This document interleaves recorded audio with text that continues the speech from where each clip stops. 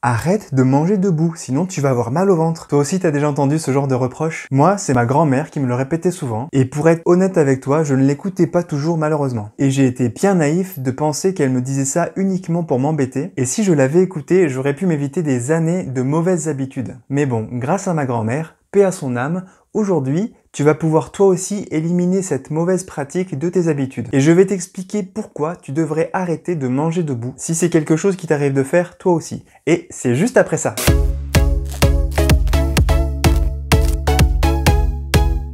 Salut, c'est Christophe. Bienvenue pour cette nouvelle vidéo, je suis très content de te retrouver et j'espère que tu vas bien. Aujourd'hui, je vais t'expliquer pourquoi tu devrais absolument arrêter de manger en position debout. Déjà, parce qu'en mangeant debout, tu risques de perturber ton organisme, de grossir, de ruiner ton plaisir de manger, mais surtout, ça envoie un mauvais signal à ton corps et ça te fait passer à côté des bonnes sensations qui sont liées à la nourriture. Alors c'est parti pour les explications détaillées. Avec notre mode de vie moderne, il y a de fortes chances que tu passes tes journées à courir partout, ton boulot te stresse, et même en dehors du travail, tu as une vie très mouvementée qui t'essouffle. Du coup, tu cherches à gagner du temps par tous les moyens, au point de sacrifier le moment du repas, et plutôt que de t'asseoir pour prendre un vrai repas, tu finis par manger debout, et en plus tu manges des choses qui se rapprochent plus de la malbouffe que d'un vrai repas sain, mais il faut que tu saches que ces mauvaises habitudes ont des conséquences sur ta santé. Et je vais t'expliquer pourquoi. Déjà, la première conséquence du fait de manger debout, c'est que ça va perturber ta digestion. En réalité, les études précises sur le sujet sont insuffisantes actuellement, mais on observe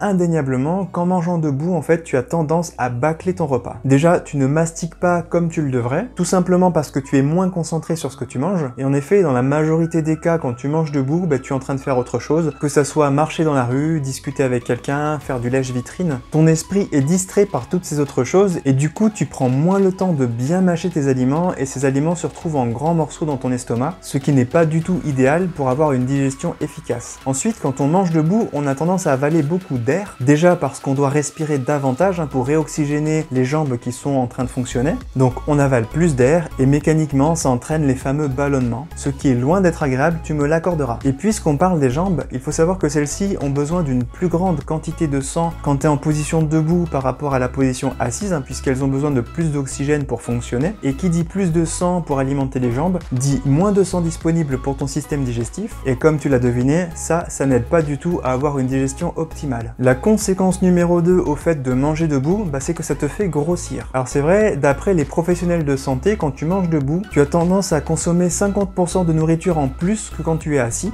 Déjà parce que tu fais souvent autre chose, donc ton esprit est perturbé et il n'est pas concentré sur ce que tu es en train de manger. Ton attention n'est pas dédiée à ton repas. Du coup, toutes ces informations extérieures qui te déconcentrent vont venir parasiter ton processus d'alimentation. Donc comme je disais juste avant, quand tu manges debout, tu as tendance à moins mâcher, mais tu as aussi tendance à avaler plus vite la nourriture. Et ça va déstabiliser ton cerveau parce que ça lui envoie une fausse information sur les quantités que tu es en train d'ingérer. Et cette quantité va être sous-estimée par ton cerveau. Et du coup, en réaction, ton cerveau va demander davantage de nourriture et ça t'empêche d'avoir la sensation de satiété. Donc manger debout, que ce soit un sandwich pendant que tu marches ou que tu es en train de faire du lèche-vitrine, ou alors des tapas que tu prends accoudés au comptoir d'un bar à vin, ça ne déclenche pas une satiété satisfaisante, et ce, malgré les quantités que tu ingères. C'est comme si ton cerveau assimilait ça à un encas et il demandera davantage de nourriture pour que tu te sentes rassasié. Conséquence numéro 3, le fait de manger debout va venir altérer le goût de tes aliments. En effet, une étude récente menée par les chercheurs de l'université de Floride du Sud aux États-Unis et qui a été publiée dans le Journal of Consumer Research montre que les aliments n'ont pas la même saveur selon que l'on mange debout ou assis. En effet, pour cette drôle d'étude, les scientifiques ont montré que les aliments avaient plus de saveur quand on les mangeait bien assis à table, confortablement installés, et pour démontrer ce phénomène étonnant, ils ont pris 350 personnes à qui ils ont fait goûter des chips maison faits à base de pain pita, je crois, et ensuite ils leur ont demandé d'évaluer le goût.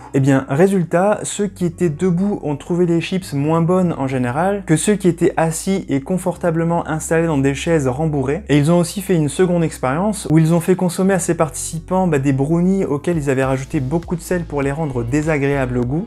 Résultat, ceux qui avaient consommé ces brownies pendant qu'ils étaient debout ne se sont même pas rendus compte que c'était trop salé, et ils les ont même trouvés meilleurs en général que ceux qui les ont mangés assis. Alors scientifiquement, comment ça s'explique ce phénomène? Ça serait dû, d'après les scientifiques, au fait que quand on mange debout, notre niveau de stress est augmenté, et ça se mesure par une concentration plus élevée de cortisol dans le sang, le cortisol étant l'hormone du stress. Et du coup, l'explication serait que quand on est debout, notre corps lutte en permanence contre la gravité, et du coup notre cœur travaille davantage en augmentant le rythme cardiaque, ce qui aurait pour effet de réduire la sensibilité de nos papilles, et aurait donc ici atténué les bonnes saveurs des fameuses chips pendant l'expérience. Tiens, d'ailleurs, tu peux utiliser les résultats de cette étude à ton avantage. Par exemple, si tu as un enfant qui n'aime pas prendre un médicament, tu peux le lui donner pendant qu'il est debout pour qu'il ressente moins le goût désagréable du sirop ou du médicament en général. Petit moment nostalgie, Mary Poppins utilisait déjà ce truc avec Jeanne et Michael. Du coup, maintenant je vais te donner les bons gestes à adopter pour bien manger. J'espère que tu es maintenant convaincu que manger debout n'est pas du tout une bonne idée, mais attention, il n'est pas non plus question de manger assis devant ton poste de travail. Je t'en ai déjà parlé dans une autre vidéo et je te mets le lien ici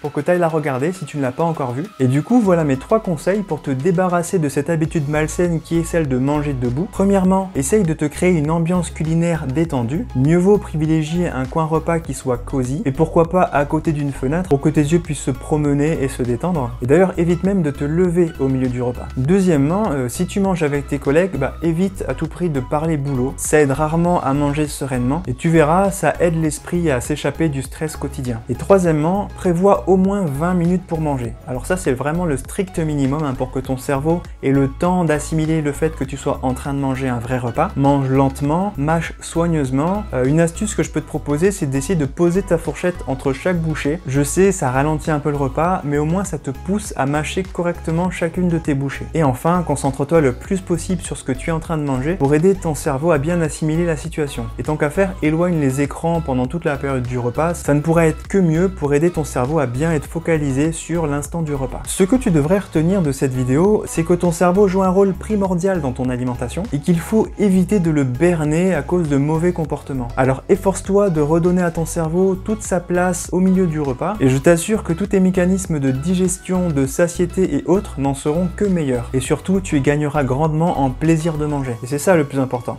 N'est-ce pas? Merci à toi d'avoir regardé cette vidéo, j'espère que maintenant tu ne mangeras plus debout. Défoule-toi sur le pouce bleu juste en dessous de la vidéo et exprime-toi à fond dans les commentaires pour me donner ton avis, me partager ton expérience, me poser tes questions ou tout simplement pour me donner des nouvelles de ta voisine. Moi, je te dis à la semaine prochaine pour une nouvelle vidéo. D'ici là, prends soin de toi. Ciao ciao!